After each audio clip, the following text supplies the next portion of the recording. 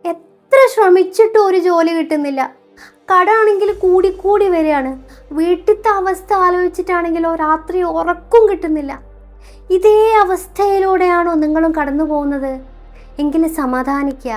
ഒരു ശാശ്വതമായിട്ടുള്ളൊരു പരിഹാരമുണ്ട്. ഈ ദുആ ചൊല്ലി കഴിഞ്ഞപ്പോൾ അല്ലാഹു തആല എൻ്റെ എല്ലാവിധ കടങ്ങളും വീട്ടി തന്ന്.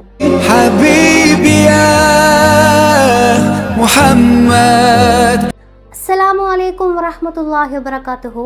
നമ്മൾ പലപ്പോഴും സാമ്പത്തികപരമായി വളരെയധികം ബുദ്ധിമുട്ടിക്കൊണ്ടും ഒരു ജോലിക്ക് നമ്മൾ എത്ര ശ്രമിച്ചിട്ടും ജോലി കിട്ടാതെ അലയുന്നൊരവസ്ഥ, കയ്യിലാണെങ്കിൽ പണമില്ല, കടം കൊണ്ട് ബുദ്ധിമുട്ടുന്ന ഒരവസ്ഥ ഒരു മനുഷ്യനെ സംബന്ധിച്ചിടത്തോളം അവരെ എത്രത്തോളം മാനസികമായിട്ട് തളർത്തുമെന്ന് നമുക്ക് നന്നായിട്ട് അറിയാം അല്ലേ? ശരിയാണ് നീ പറഞ്ഞത്. ഇത്തരം ഘട്ടങ്ങളിൽ ഒരു സത്യവിശ്വാസി യഥാർത്ഥത്തിൽ എന്താണ് ചെയ്യേണ്ടത്? അള്ളാഹുവിൻ്റെ റസൂലായ മുത്ത് മുഹമ്മദ് മുസ്തഫ സല്ലല്ലാഹു അലൈഹി വസല്ലമ തങ്ങൾ ഇത്തരം സന്ദർഭത്തിൽ ചൊല്ലാൻ വേണ്ടി പഠിപ്പിച്ച ഒരു അത്ഭുതകരമായ അതിശക്തമായ ഒരു ദുആ ഉണ്ട്. അത് നിനക്ക് ഞാൻ ഇന്ന് പറഞ്ഞു തരാം. അതിനോടൊപ്പം തന്നെ ചില കാര്യങ്ങൾ കൂടി ഒരു വിശ്വാസിയായ നമ്മൾ അതിനോടൊപ്പം തന്നെ ചെയ്യാനുണ്ട്. അതും എന്താണെന്ന് ഞാൻ പറഞ്ഞുതരാം. ഇതൊരു പ്രത്യേക സാഹചര്യത്തിൽ പഠിപ്പിച്ചു കൊടുത്ത ദുആ ആണെന്ന് കേട്ടിട്ടുണ്ട്. അതെന്തായിരുന്നു? അതെ, ഇതൊരു പ്രത്യേക സാഹചര്യത്തിൽ മുത്തുനബി സല്ലല്ലാഹു അലൈഹി വസല്ലമ തങ്ങൾ പഠിപ്പിച്ചു കൊടുത്ത ദുആ ആണ്. ഒരിക്കൽ പ്രവാചകൻ സല്ലല്ലാഹു അലൈഹി വസല്ലമ തങ്ങൾ പള്ളിയിലേക്ക് പ്രവേശിച്ചപ്പോൾ അവിടെ അബൂ ഉമാമ റളിയല്ലാഹു അൻഹു എന്ന സ്വഹാബി വളരെ വിഷമിച്ചിരിക്കുന്നത് കണ്ടു. കടബാധ്യതകളും മാനസിക വിഷമങ്ങളും എന്നെ വളരെയധികം വലയ്ക്കുന്നു എന്ന് അദ്ദേഹം എന്താക്കി മുത്തുനബി സല്ലല്ലാഹു അലൈഹി വസല്ലമയോട് പറഞ്ഞു.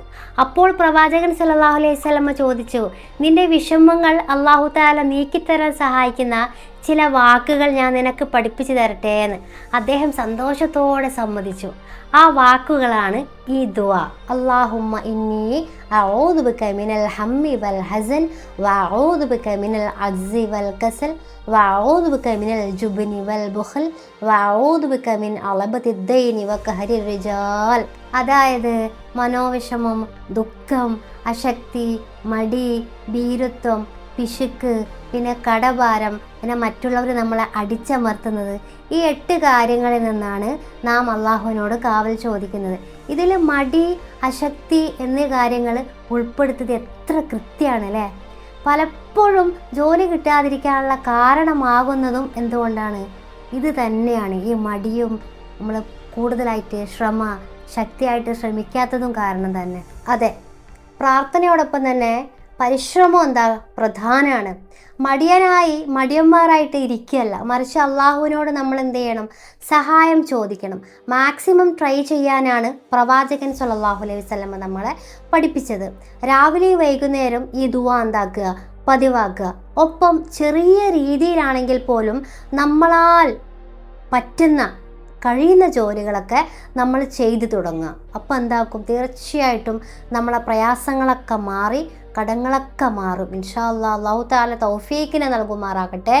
ആമീൻ. വിഷമിച്ചിരിക്കാതെ പ്രാർത്ഥനയിലും പ്രവൃത്തിയിലും ശ്രദ്ധിച്ചാൽ അല്ലാഹു തആല തീർച്ചയായിട്ടും നമുക്കൊരു വഴി ഒരുക്കും. ഈ വീഡിയോ നിങ്ങൾക്ക് ഉപകാരപ്പെട്ടെങ്കിൽ ഒരു ലൈക്ക് ചെയ്യുക. ഇതുപോലെ ബുദ്ധിമുട്ടുന്നവർക്ക് എന്താക്കുക? ഒന്ന് ഷെയർ ചെയ്ത് കൊടുക്കുക. അപ്പോൾ വീണ്ടും നല്ലൊരു വീഡിയോ ആയിട്ട് വരുന്നവരെ എല്ലാവരോടും നന്ദി, നമസ്കാരം. അസ്സലാമു അലൈക്കും വറഹ്മത്തുള്ളാഹി വബറകാതുഹു.